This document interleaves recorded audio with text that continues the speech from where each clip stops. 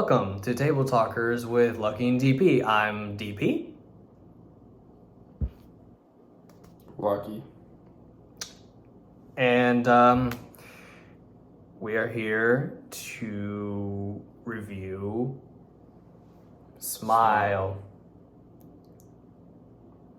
So to start out, we want to take some time to actually, first and foremost, show our appreciation for the people who made this work, the actors, the directors, and just people give them, behind the scenes. Yeah, just give them appreciation. Because this is a heck of a movie. This is a hell of a movie. It was creative in just every way possible. Probably the most original I've seen in a long time.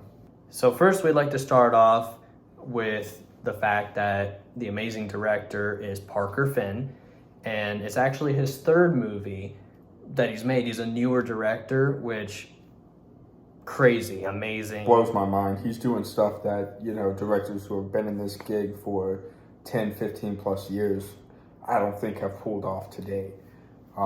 He is probably the closest thing to like Jordan Peele type vibes where he makes you think the entire way through. So first things first, credit to the director, Parker Finn. I cannot wait to see what he has in store later on. So first we have Sosie Bacon, plays Rose Cotter. That's the main character you'll be following through this movie. You have Kyle Gallner, who plays Joel, her ex-boyfriend slash cop, who kind of investigates this stuff with her. You have Jesse T. Usher, who otherwise is known as A-Train from The Boys. He plays her current fiance, Trevor. You have Robin Wanger, What an idiot! Who plays her therapist and, goes along her journey as well. And last but not least, you have Caitlin Stacy, who plays Laura Weaver, and that is the first scare and probably the best of the entire movie. Constant appearance, constant throw, great job to all actors and actresses involved. So to start out, this is going to be our first spoiler-free review, because we feel that it's appropriate for everyone who watches the movie to see everything and experience it for the first time without anyone warning them. It's super original and it's super well done.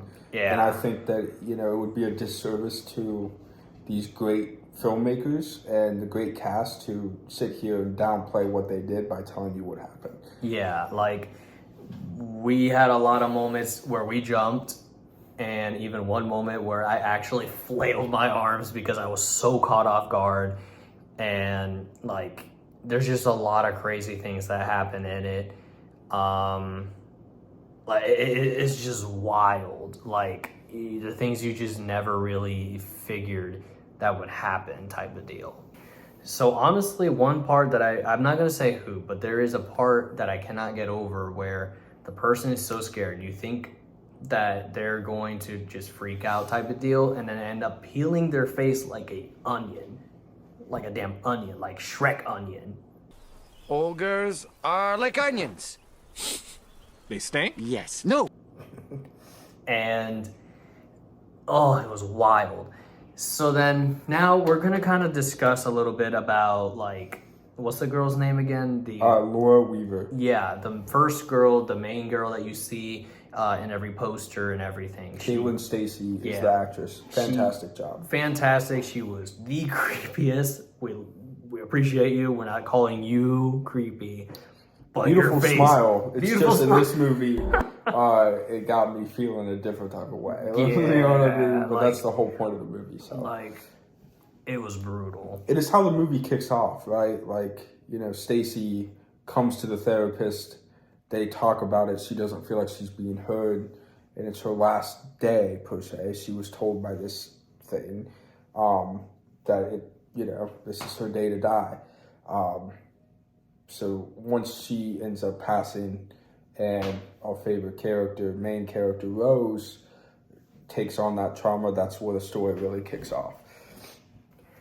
And this is a forewarning for those of you with light stomachs, can't handle bloody things. This movie is extremely gory in the most brutal ways possible.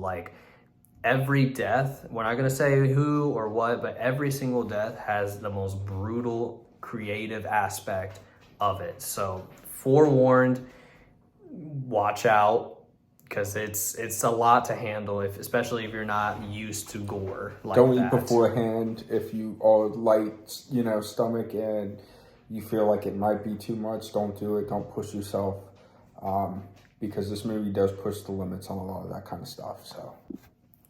So to give a little synopsis of the story of this movie, long story short, there is not a tradition, but like almost like just some type of pattern going on where this almost seemingly entity type of thing, I'm not going to say specifically, that way you guys can figure it out for yourselves type deal. It almost like possesses people, and this trademark is to make people smile while doing their horrendous atrocities. And the thing is that this spirit latches on to anyone who is traumatized by the actions committed by the person. And unfortunately, end result is suicide every single time. And that's been happening for the past 20 years. And in order for the other person to like get out of that, they would have to commit murder.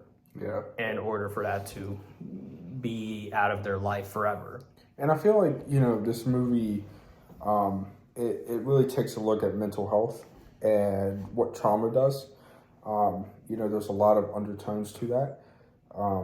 You'll kind of find out that, at least from what I felt about the movie, it's an underlying message of, what can happen when you don't address situations in your past that can kind of bring about negative consequences and later on in your life. And I think the movie takes a really unique approach, obviously, to that. It manifests itself in probably one of the best horror movies I've seen. Really good. Honestly, one of the scariest ones. And Hereditary is scary to me, but this one was the top scariest. Yeah. Also, the only spoiler I'll say is rest in peace, Mustache. You will be remembered. We love you. Absolutely. And one more thank you to everybody watching, and like, subscribe. And congratulations to the cast and the director on this film once again. One of the best horror movies I've ever seen. And yeah, guys, just appreciate everybody. Comment down below. All I'll say before we head out here is that if you want to see Chase scared, literally he pulls up his hood and scrunches up and cuddles himself. Funniest thing, but it's fine. He saw me spaz out and flailing my arms during one of the scenes. Like which, a human blow up. You know what I mean? like Just crazy stuff. Wacky waving inflatable arm flailing tube man. Wacky waving inflatable arm flailing tube man. Wacky waving inflatable arm flailing. One more thing I'd like to say, great soundtrack. The sound to this movie was incredible. They did a great job of engulfing you into the film, and I felt like the camera angles and the way that they were able to maneuver around different situations was some of the most unique camera angles possible. This guy, I'm going to get out of here. Have a good one, guys. Thank you. So, in other news, I'm getting him into Over the Garden Wall because that's what's trending right now for Halloween. And, so far he loves it. I'm glad he does. It's such a good show.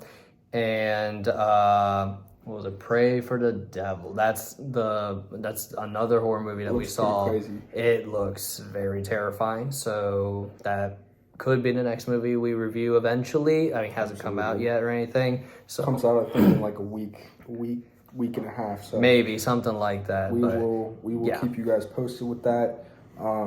Hit us on Twitter, like, subscribe, comment down below. Check out our TikToks. All the links will be down in our bio. And yeah, just remember to de-stress, progress, and give your mind a rest. Have a good one, guys. Deuces. Go watch Smile.